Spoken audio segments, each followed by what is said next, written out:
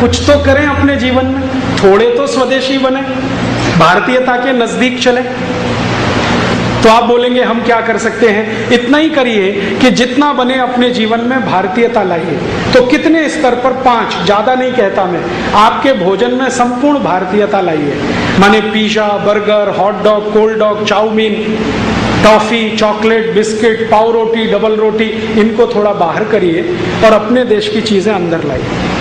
हमको pizza burger की जरूरत नहीं। अपने पास इडली है, सांभर है, रसम है, उत्तपम है, डोसा है, पूरी है, कचौरी है, सब्जी है, खीर है, पापड़ है, खाखरा है, 20 किस्म के खाखरे हैं, फाफड़ा है, पता नहीं क्या क्या है। हमको ये सब नहीं चाहिए। अपना भोजन और अपनी भूषा, बन पड़े उतनी भारतीय भूषा जितना संभव हो। फिर तीसरा, अपना भजन, माने अपना गान, अपना संगीत। ये पॉप म्यूजिक, रॉक म्यूजिक, इसमें मत फंसिए, क्योंकि उसमें म्यूजिक जैसा कुछ है नहीं, ना कर्ण प्रिय है, ना शरीर के लिए अच्छा है। तो भारतीय संगीत, भारतीय भजन, इसमें जाइए, आनंद भी मिलेगा, मोक्ष प्राप्ति भी होगी। यहाँ तो सब कलाएं मोक्ष प्राप्ति का साधन है। फिर उसके बाद भारतीय भजन के बाद भारतीय भेषज, माने औषधि, जितनी बने भारत की औषधि खाइए। अब तो आपको मालूम है यूरोप के बड़े बड़े डॉक्टर कह रहे हैं कि एलोपैथी में कोई औषधि नहीं है, आप खाओ सब जहर है, ताकत आपकी है कि पचा लो तो जिंदा, नहीं तो मर जाओ। आपने देखा आजकल अमेरिका का एक बहुत बड़ा डॉक्टर है डीन ओर्निश, वो चिल्ला चिल्ला के कह रहा है कि एलोपैथी में कोई मेडिसिन नहीं है, सब जहर है। तुम्हारी ताकत कितनी है जहर को पचाने की, तुम तय कर लो। ये है एलोपैथी, जिसके पीछे आप आंख बंद करके अंधों की तरह से भाग रहे हैं। जरा रुकिए, ठहरिए, देखिए कि उसमें कितना वैज्ञानिक सत्य है, तथ्य है, और कितना उसमें बकवास है। यूरोप की तो मजबूरी है कि वो एलोपैथी के अलावा कुछ कर ही नहीं सकते, क्योंकि उनके पास कुछ ऑल्टरनेट ही नहीं है। तो उनको करने दीजिए। आपके पास क्या कमी है बताइए ना। आयुर्वेद इतना बड़ा शास्त्र है जिसके 2 हिस्से हैं, प्रिवेंटिव और क्यूरेटिव। आपको तो जरूरत ही नहीं है। आयुर्वेद दुनिया में अकेला चिकित्सा शास्त्र है जो ये कहता है कि बीमारी मत पड़ो, स्वस्थ रहो, मस्त रहो। सर्वे भवन्तु सुखिनः सर्वे सन्तु निरामयः। और उसके लिए उसने नियम बनाए हैं, छोटे छोटे नियम है आयुर्वेद में, उनका पालन आप करो। जैसे भोजन के 1 घंटे बाद पानी पियो, सबसे पहला नियम। पानी घूट घूट भर के पियो, एक साथ मत पियो। ठंडा पानी कभी मत पियो। सवेरे उठो तो सबसे पहले पानी पियो। फिर उसके बाद खाना खाना है तो बैठ के खाओ, खड़े होके मत खाओ। और रात्रि में विश्राम करना है तो पूर्व की दिशा में सिर करके सो। कभी मजबूरी हो तो दक्षिण की दिशा में सिर कर लो। ऐसे 2000 नियम है आयुर्वेद। कोई भी पालन करे तो जिंदगी भर स्वस्थ रहे। मैंने इनमें से कुछ नियमों का पालन अपने जिंदगी में किया है, और पिछले 18 साल से मैं किसी डॉक्टर के पास नहीं गया, एक इंजेक्शन भी नहीं लगाया, आधी गोली भी नहीं खाई। हर साल 1 लाख किलोमीटर का प्रवास करूं तो भी पीठ में दर्द नहीं होता। हर 10 दिन पर मेरा खाना बदलता है। अभी मैं राजस्थान में हूँ, 10 दिन बाद कर्नाटक में रहूंगा। कर्नाटक राजस्थान के खाने में बहुत अंतर है। बस आयुर्वेद के नियम का पालन करता हूँ तो पेट में भी कोई तकलीफ नहीं।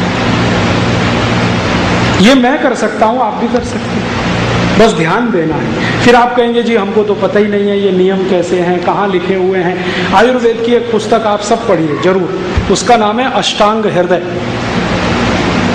कई प्रकाशकों ने उसका नाम बदल दिया है, अष्टांग संग्रह कर दिया, दोनों एक ही है। वो जरूर पढ़िए, उसमें 2000 से ज्यादा सूत्र हैं। मैंने उसको 100 बार पढ़ा और मुझे लगता है उससे अच्छी दुनिया में कोई पुस्तक नहीं, जो आपको स्वस्थ तो रखती ही है, मोक्ष जाने का रास्ता बता देती कि मोक्ष कैसे हो।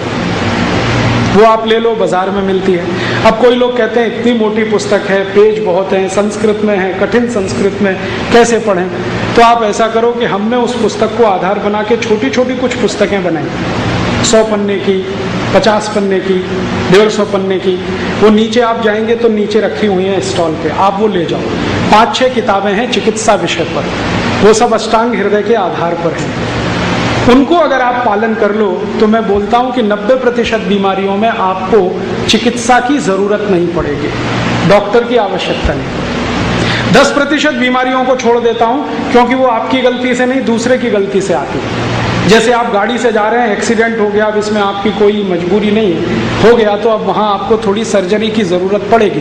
तो 10% घटनाओं को छोड़कर 90% बीमारियों में न डॉक्टर की ज़रूरत है, न दवाओं की ज़रूरत है, न हॉस्पिटल की ज़रूरत है। आप अपने घर में ही ये कर सकते हैं। आयुर्वेद की जरूर ज़रूरत है, और आयुर्वेद हमारे जीवन का शास्त्र है, चिकित्सा का शास्त्र नहीं, जीवन का शास्त्र है। जीवन कैसे जीना, भारत में रहते हुए इस भूगोल खंड में जहाँ की जलवायु समशीतोष्ण है, जहाँ 16 तरह के क्लाइमेट जोन्स हैं, ऐसे स्थान पे कैसे जिंदगी जीना, ये आयुर्वेद में है। अगर आप चाहें तो अध्ययन करिए, संस्कृत में करें तो बहुत अच्छा, सरल हिंदी में करना चाहें तो नीचे हमारे प्रकाशन की किताबें हैं, आप ले जाइए। किसी भी पुस्तक पर हमारा कॉपीराइट नहीं, सबको कॉपी करने का राइट है, क्योंकि हम भारतीयता में मानते हैं जिसमें ज्ञान किसी की संपत्ति नहीं, सबके लिए। मेरे लिए थोड़ी है, मैंने कहीं से लिया आपको दिया, आप किसी और को दे दो। ज्ञान को तो बांटने की परंपरा, हम तो जितना ज्ञान बांटें उतना बढ़ता है, जितना दान दें उतना बढ़ता है। यूरोप में तकलीफ है कि हर ज्ञान को पेटेंट करके रखो, दूसरे को छूने मत दो। तो वो पुस्तकें पढ़ सकते हैं, ऐसी इन विषयों पे छोटी छोटी सीडी बनाई है, वो सुन सकते हैं, दूसरों को सुना सकते हैं। थोड़ा इसका प्रचार करिए भारत और भारतीयता का, तो अगले 2-3 वर्ष में शायद ये देश बदले। आप नहीं बदलें तो आपकी पीढ़ी जरूर बदल जाए जो आने वाली है, तो शायद एक नया भारत हम देखें, जो भारत हो, भारतीयता से युक्त हो, जिसमें अंग्रेजियत ना। तो ऐसा भारत बने, ये मेरी अभीष्ट, मैं चाहता हूं कि ऐसा हो। इसी के लिए ये सारा अभियान है, और इस अभियान को थोड़ी तेज गति देने के लिए बहुत जल्दी हम टीवी चैनल पर ये सब शुरू करने जा रहे हैं। जितना मैंने आपको सुनाया आज, ये मेरे कुल अध्ययन का 2% है। इस विषय पर मैं 40 दिन कथा कह सकता हूँ, रोज 3 घंटे, यूरोप के बारे में और भारत के बारे में। लेकिन आपके पास उतना समय नहीं, मेरे पास भी नहीं है। तो हम जितना आज समझ पाए, सुन पाए, इसी पर चिंतन मनन करें और इसको थोड़ा आगे समझने की और कोशिश करते रहें। अपने को समझ लें और उनको समझ लें, तो क्या रखना है, क्या छोड़ना है, ये तय हो जाएगा। और जिस दिन ये तय हो जाएगा, उस दिन भारत